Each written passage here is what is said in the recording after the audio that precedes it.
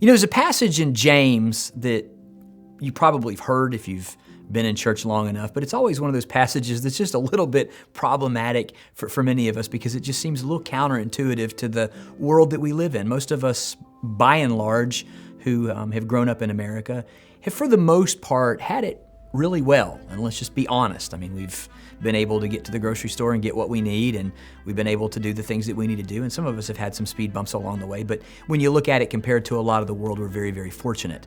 And one of the things that we try to avoid, if we're honest, is any difficulty or challenge, because we just sort of like to live a peaceful life and we just want everything to be smooth sailing. I know that's true in my life, and I'm sure it's true in yours.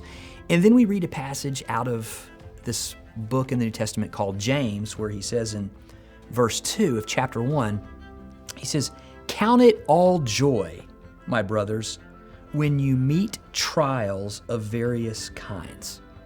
Let's be honest for a second. Most of us, when we see a trial or a difficulty in our life, the first thing out of our mouth or the first thing in our spirit is probably not to count it all joy. But James says that we should. And I'll tell you why I think that's the case, at least partially. First of all, James realizes that God is a sovereign God.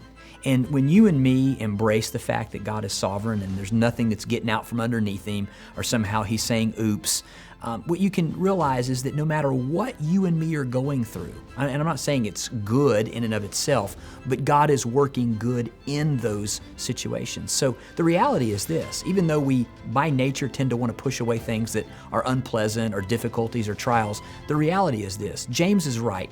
We can count it all joy because God is at work in the situation. So what I would do is I would challenge all of us today to just take a moment and look at some of the areas in your life. I'll look at some of the areas in my life that are challenging.